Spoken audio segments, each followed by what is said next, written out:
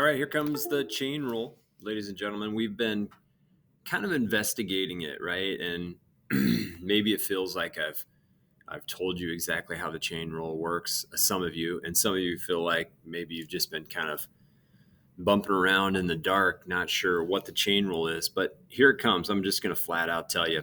You have to have a composite function to use the chain rule. In other words, you have some function like the h function inside the g function. So I'm going to keep it pretty abstract with just notation, and then we're going to look at three examples down here. Okay. So you can start from the inside function or you can start from the outside function. It does not matter. And here's why. We're going to do some calculus and we're going to figure out some answer. And then we're going to multiply it by some more calculus and another answer. So when you're doing multiplication, it's commutative. You know, you could put it either way. You could put one answer here and one answer over there, or vice versa. It doesn't matter what order you multiply in. So for right now, I'm going to start with my outside function, and I'm going to take the derivative of the g functions. You notice I switched to red because I've kind of color-coded my outside function in red. And I'm going to put down g prime of, and then I'm going to leave the inside function untouched. Do not mess with the inside function. We're just taking the derivative of the outside function, and we're not doing anything with the inside function. Now I'm going to take the derivative of the inside function, and you multiply it by what you have over here. So here comes my next phase. I step inside here, and now I'm just focusing on the h of x function. It's almost like the g function's gone.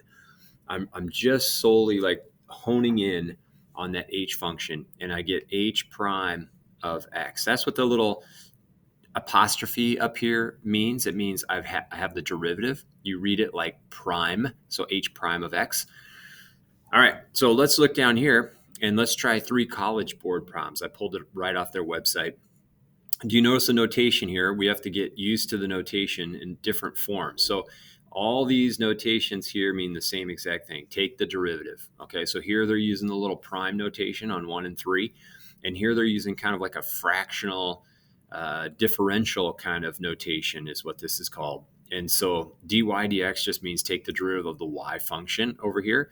If it was called the g function, you might see dg dx. So whatever your dependent variable is on the left side, that's going to be up in the numerator because you have the change in y over the change in x, your independent variable down in the denominator. So anyways, coming back over here, we're just focused on the chain rule right now. We're not focused on function notation or independent dependent variables.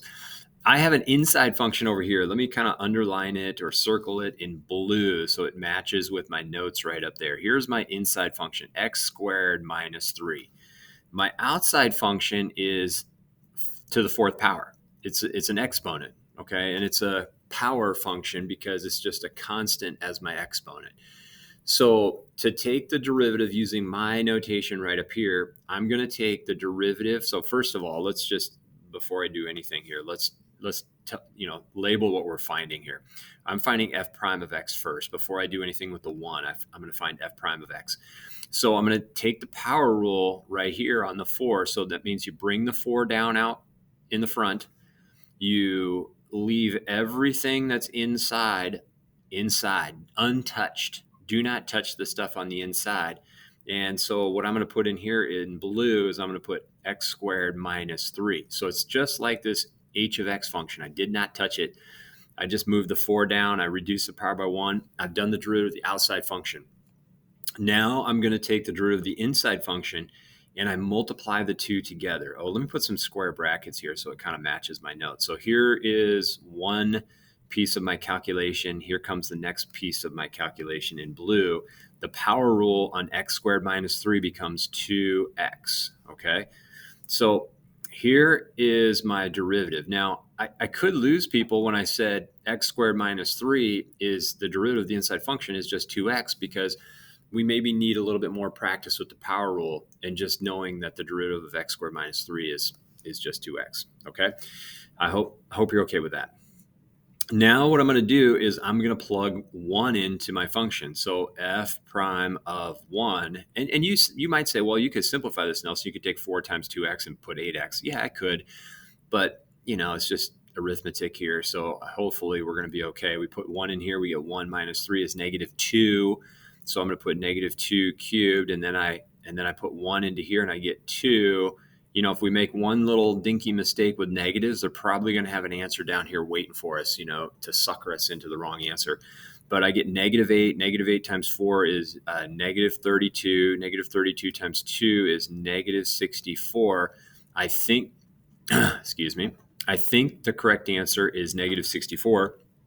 You know, if I was in a time crunch, I'd go on, I'd say, man, I'm 90% sure I got this one right, you know, but I want to go back and I want to check my arithmetic. So maybe I put a little star next to this one. I'll go back if I have time and I'll check my arithmetic.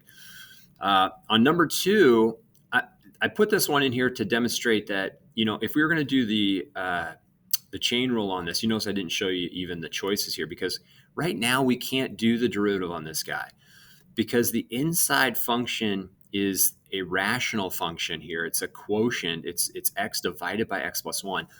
We don't have the rule right now to deal with this guy. You know, we had the rule to deal with x squared minus 3. It's called the power rule, right? And we have the rule to deal with that 4. It's still the power rule. Over here, I could deal with the 5, but I can't deal with the inside function's derivative. So I'm going to put a big X through this one. We're not ready to do this one. When we are, we're still going to need the chain rule, though. The chain rule is not going to go away. We're going to use the chain rule all year long, okay? So let's go to one that we can do. We can take the derivative of the cosine function. Let's just label that real quick. We said the other day that just by investigation, we think it's the negative sine x. And we could deal with the derivative of 3x. The derivative of 3x is just 3 based on the power rule. So the derivative of the function f prime of x, if I started with my outside function first, would be negative sine, and then I rewrite the inside function left alone, 3x. Then I take it times, and maybe it's safer to put brackets around it. I don't think it's completely necessary, but when you start putting stuff after the sine function, some people might get confused. Do you want the sine of 3x and whatever else you have over here? No, I just want to take the sine of 3x. And then the derivative of 3x we said is 3, so I'm going to take it all times 3. Now, yeah, of course, it might look better to put the 3 in front, so I'm going to go -3 sine 3x, okay? Now what are we going to do? We're going to go f prime of pi ninths. So if I plug pi ninths into there, I get -3 times sine of 3 times pi ninths. 3, let me put a little dot there, pi ninths. And that becomes, look, the 3 is going to divide out with the 9 in the denominator, make a 3 down there. So that's the sine of pi thirds. So -3 sine of pi thirds. Okay, well, let's look at what pi thirds looks like. That's a 60-degree angle. How do I know it's a 60-degree angle? Well, because pi is over here, right? That's 180 degrees. And I just took 180 degrees and divided it by 3. That's the same thing as pi divided by 3. Okay, so I know that the 60-degree angle is right here. Why is that a big deal? Because this is the short leg, this is the long leg in a 30, 60, 90 triangle. The long leg is equal to the square root of 3 over 2. So this value right down here, -3 times square root of 3 over 2, that's my final answer right there. And we look over here and see if we can find the exact same thing we have. It's written a little different. They put the 3 up in the numerator, but it's got the negative sign. I'm feeling pretty good about E. Okay, so that's how you do the chain rule. We're going to have a whole bunch to practice. We got to get really good at the chain rule. Thanks for watching my video, everybody.